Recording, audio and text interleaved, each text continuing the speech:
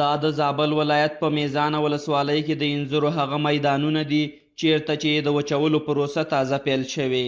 کروندګر د تیر کال په پرتله د انځرو د حاصل د ښه کېدو له امله خوښ دي، خو اندېښنه هم لري. دوی وایي که مناسب بازار ورته پیدا نشي او د ساتلو لپاره اسانتیاوې برابرې نشي نو ډیره برخه به یې له منځه ولاړه شي. دوی له چارواکو غواړي چې د سړو خونو او د انځرو د پروسس مرکزونه ورته جوړ شي څو د ټول کال زحمت یې ضایع نشي. الحمدلله سږ کال ډېر صحیح دي د پروژ کال یې ډېر د مرضونو شان کړي وه. سږ کال ډېر برابر دي چې پروژ کال یې 10 خرواره کوه، سږ کال 20 خرواره کوي، نو دونې برابر دي. زموږ ته د انځرو دپاره یو ښه خوند یو ښه شان یې را برابر کړي چې موږ د انځر ښه خوندي کې وساتو. ورته مهال د دغه ولایت د صنعت او سوداګرۍ رئیس وایي د داخلي تولیداتو لپاره د بازار موندنې هڅې روانې دي.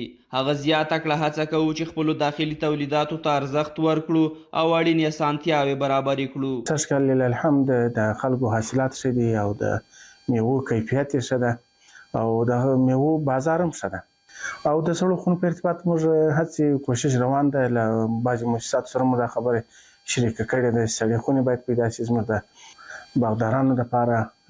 نو زموږ ولایت زراعتي ولایت ده، نو تر ټولو هر څه له مخې د سړو خونو ضرورت ډېر ده.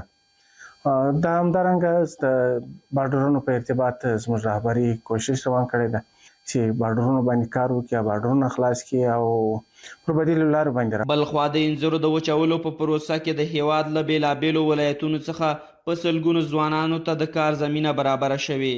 په دغه کار بوخت ځوانان وایي دا د خوشحالۍ ځای دی چې په خپل وطن کې کار کوي او نورو هیوادونو ته د تګ لپاره مجبور نه دي.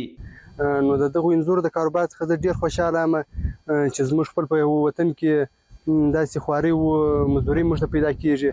نو موږ د بل وطن ته نه یو مجبوره چې موږ ولاړ شو. بس دغه د ځوانانو څخه زما دغه ډېره غټه هیله ده چې د بل د وطن څخه راوګرځېږي، خپل په وطن کې خواري او مزدوري وکړي. او موږ له خپل وطن ډېر خوشحاله یو، له خلکو خوشحاله یو چې خپل د کور بغل ته مو کار دی. خدای مو دې بل وطن ته نه مجبوره کوي.